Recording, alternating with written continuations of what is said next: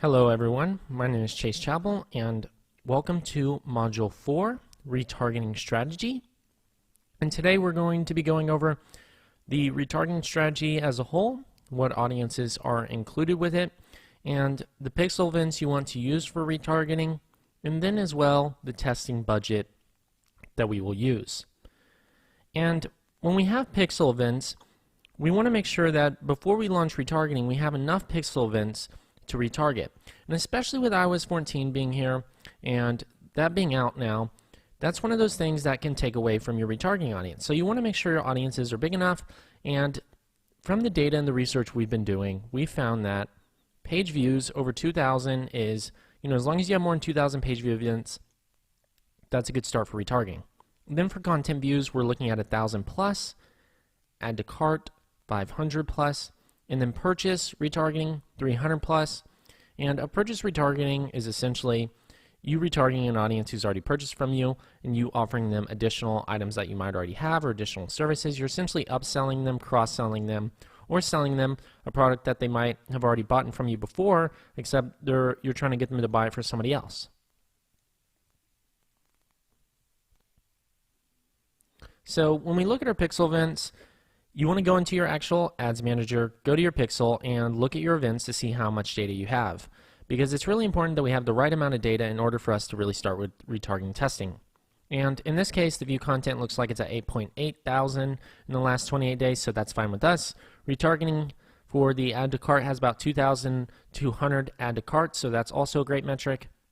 We're going to go ahead and exclude not targeting initiate checkout, because a lot of times people have stores where people will visit that store and they'll just choose the buy now button and it skips the initiate checkout, and then other people have different avenues for when somebody adds the cart. They don't necessarily initiate checkout from there forward, so that event is kind of skewed, so we're going to go ahead and avoid that specific audience.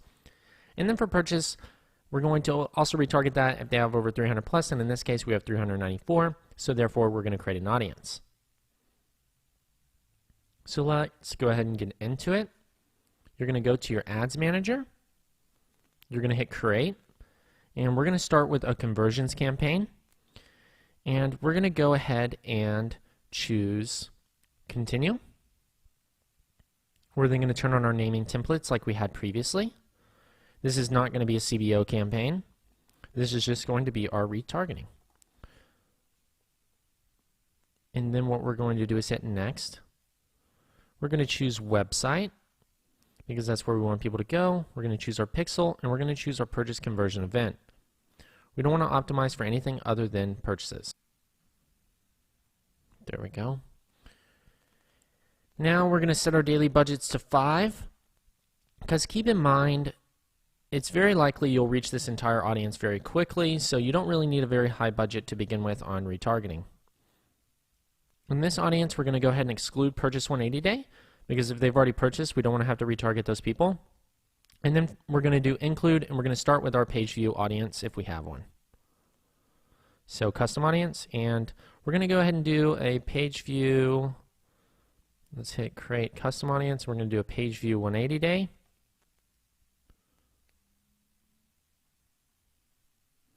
Page view. And then we're going to do 180 days, so that way we get the most amount of data in there, because that's going to give us a big retargeting audience to pull from. Then we're going to do 180 days. And then we'll just hit create audience. We'll remove it from exclude and add it into include. Alright, so now we have our page view 180 day, and as you can see, Facebook's also stating the audience size may have decreased because some people might not be included, so therefore we want to go for a higher time range so that way we can get the most amount of people in here as possible.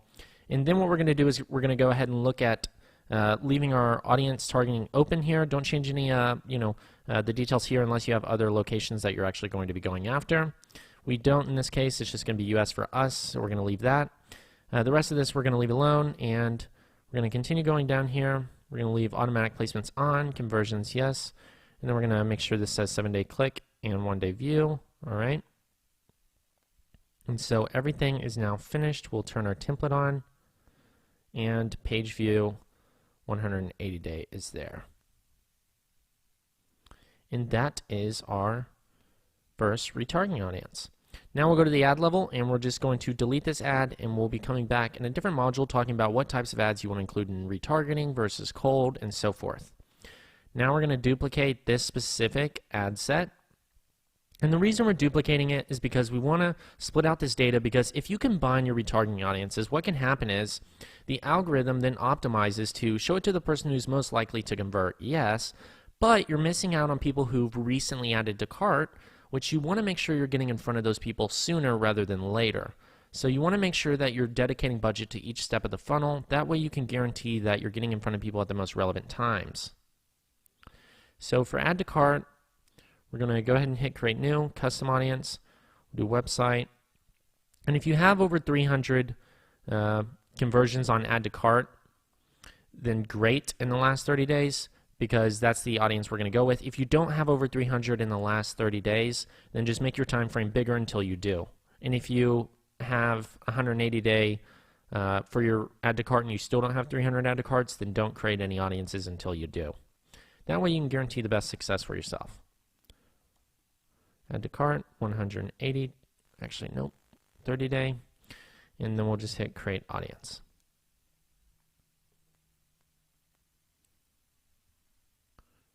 I'm going to add this here, remove page view, and now we can scroll down, and this is finished. And then we'll move along to our next audience. We don't need this copy here. We'll continue scrolling down. Our next one is going to be our content view. Now, a lot of times what you can do is if you set up a dynamic retargeting, you could do a content view and add to cart, but we'll be covering that in a different module as well. So we'll do custom audience, website, view content, and we're going to do 60 day on this one, just so that way we get a little bit more data.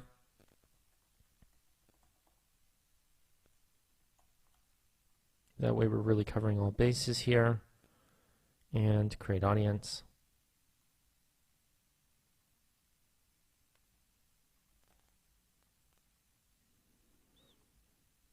And that audience is now here.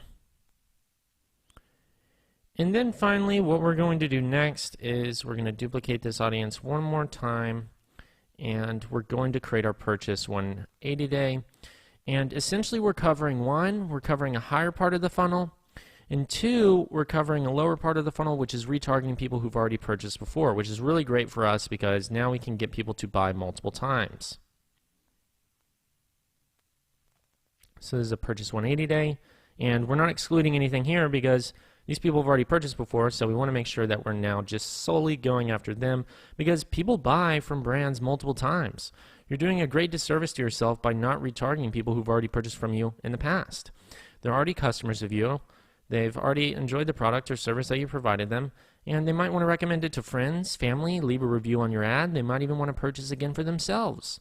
So you want to give them this opportunity so that way you can really maximize your results and give them more opportunities to buy from you. Great brands know this, and they spend a lot of money on retargeting current customers because they know the lifetime value of this is very, very valuable.